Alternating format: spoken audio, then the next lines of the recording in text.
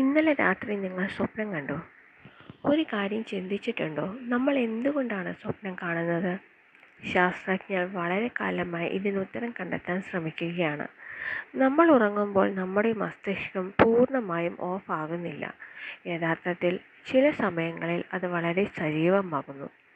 ഉറക്കത്തിൻ്റെ ഒരു ഘട്ടത്തിൽ REM sleep എന്ന് വിളിക്കുന്നു. ഈ സമയത്താണ് മിക്ക സ്വപ്നങ്ങളും ഉണ്ടാകുന്നത്.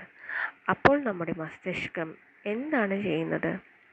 പകൽ സമയത്ത് നമ്മൾ കണ്ടതും കേട്ടതും പഠിച്ചതുമായ വിവരങ്ങൾ ക്രമീകരിക്കുകയാണ്. പ്രധാനപ്പെട്ട ഓർമ്മകൾ സൂക്ഷിക്കുകയും ആവശ്യമില്ലാത്തവ ഒഴിവാക്കുകയും ചെയ്യുന്നു. അതുകൊണ്ടാണ് പരീക്ഷയ്ക്ക് മുൻപ് നല്ല ഉറക്കം ലഭിച്ചാൽ പഠിച്ച കാര്യങ്ങൾ കൂടുതൽ ഓർമ്മയിൽ നിൽക്കുന്നത്. പക്ഷേ സ്വപ്നങ്ങൾ എല്ലായ്പ്പോഴും അർത്ഥമുള്ളവയാണോ? അല്ല. ചിലപ്പോൾ മസ്തിഷ്കം വിവിധ ഓർമ്മകളും വികാരങ്ങളും ചേർത്ത് വിചിത്രമായ കഥകൾ സൃഷ്ടിക്കും. അതുകൊണ്ടാണ് ചില സ്വപ്നങ്ങളിൽ നമുക്ക് പറക്കാനോ പെട്ടെന്ന് മറ്റൊരു സ്ഥലത്ത് എത്താനോ കഴിയുന്നത്. ഇന്നും ശാസ്ത്രത്തിന് സ്വപ്നങ്ങളെക്കുറിച്ച് എല്ലാം അറിയില്ല. പക്ഷെ ഒരു കാര്യം ഉറപ്പാണ്, സ്വപ്നങ്ങൾ നമ്മുടെ മസ്തിഷ്കത്തിൻ്റെ അത്ഭുതകരമായ പ്രവർത്തനത്തിൻ്റെ ഭാഗമാണ്. ഒരു സാധാരണ മനുഷ്യൻ ജീവിതകാലത്ത് ഏകദേശം 6 വർഷത്തോളം സമയം സ്വപ്നം കാണാനായി ചിലവഴിക്കുന്നു. കൂടുതൽ സയൻസ് ഫാക്ട്സിനായി ഫോളോ ചെയ്യൂ സയൻസ് വിത്ത് ഡോക്ടർ ജയശ്രീ.